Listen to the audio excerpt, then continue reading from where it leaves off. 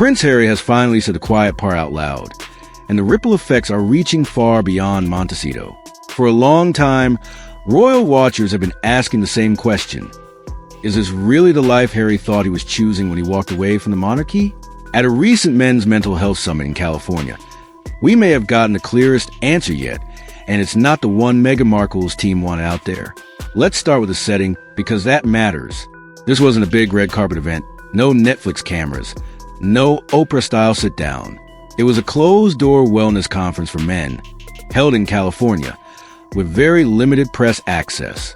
The kind of environment where famous people expect to speak a little more honestly without it turning into headlines.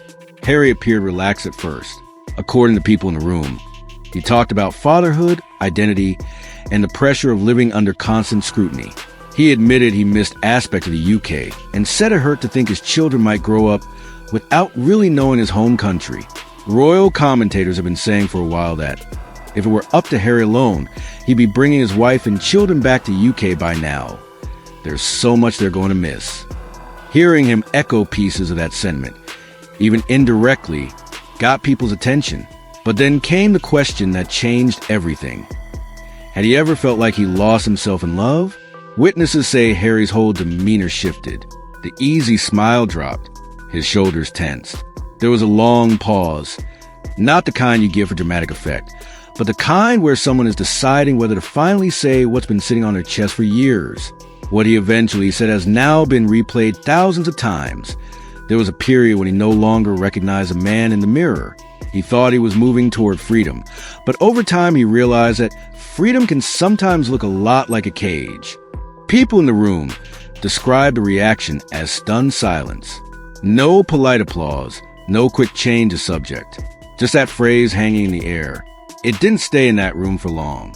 A short clip made its way online within hours. Social media did what it always does. Slowed it down frame by frame, analyzed his body language, his tone, the way he swallowed before answering. Mental health experts chimed in. Royal reporters went into overdrive, and most viewers landed in the same place. This didn't sound like a vague philosophical comment. It sounded very pointed, very personal, and very tied to his life now, not just his past inside the palace. The timing made it even more striking. Behind the scenes, the Sussex's grand media plans have not played out the way they hoped. The Spotify deal collapsed. Netflix has reportedly cooled on multiple ideas.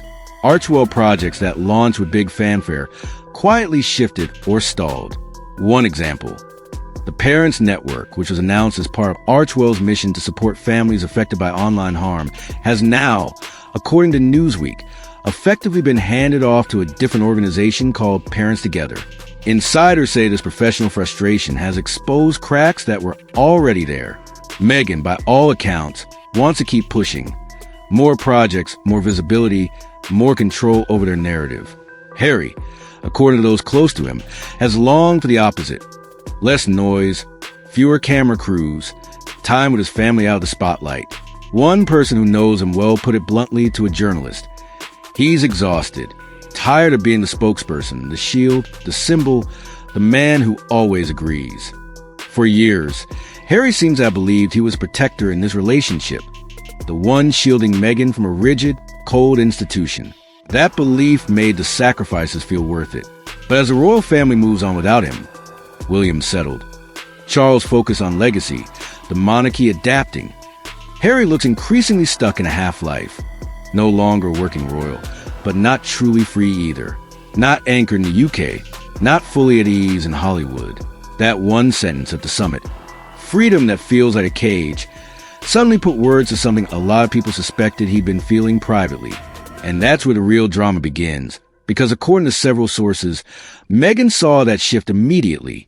People close to the couple say that as soon as the clip began to spread, there was panic behind the scenes.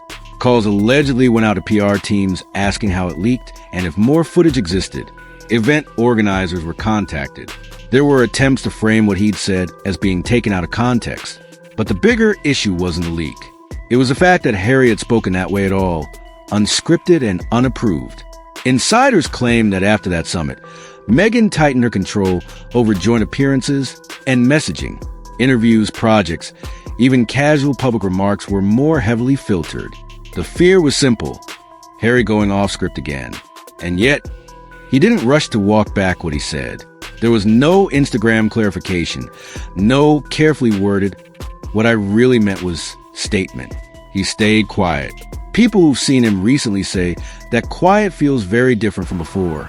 A former Army friend told one outlet that Harry used to be the loudest in any room, always joking, always talking. Now, he often sits quietly, staring at his drink, as if his mind is somewhere far away.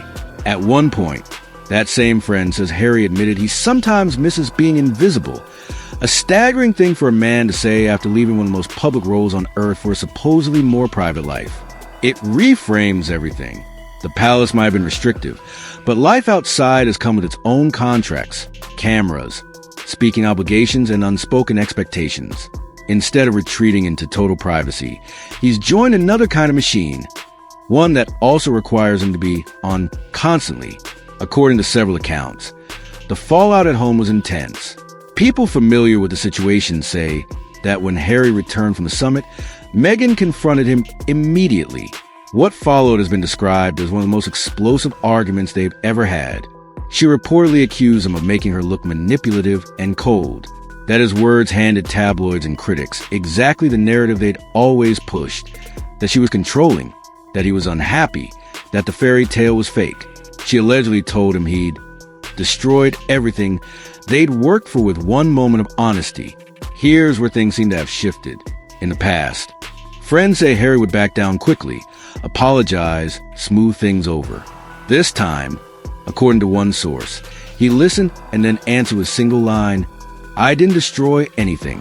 I just told the truth." That answer reportedly landed like a bomb.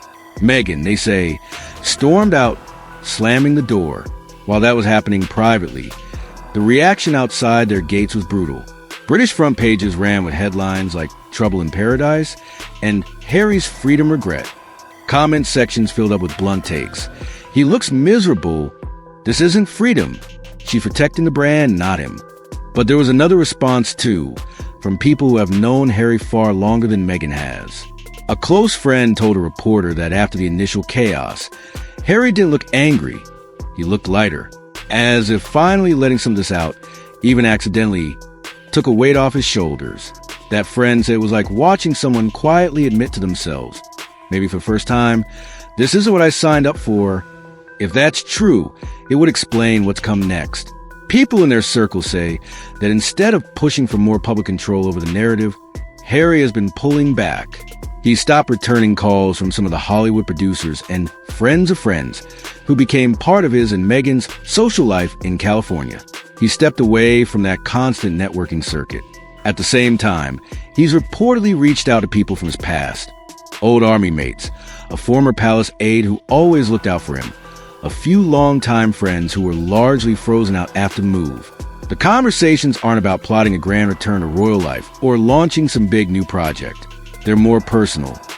Checking in, remembering who he was before every decision became global news. Those close to him say these talks have grounded him in a way nothing in Montecito has.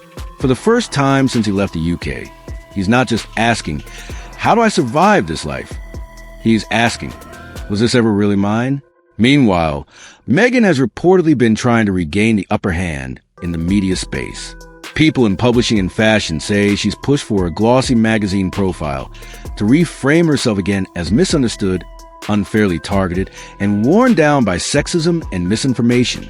That approach worked early on when public sympathy for her was high. But this time there's been hesitation. Netflix is clearly more cautious than in the early days. Spotify has already pulled out. Some of the talk show invites and easy A-list endorsements aren't materializing the way they used to. A few celebrity friends who once rushed to post supportive stories when she was criticized have stayed quiet. One staffer claims they overheard Meghan late at night cry on the phone, saying she gave up everything for Harry only to now be painted as a villain. It's a raw, painful sentiment, and it does show that she feels deeply under attack.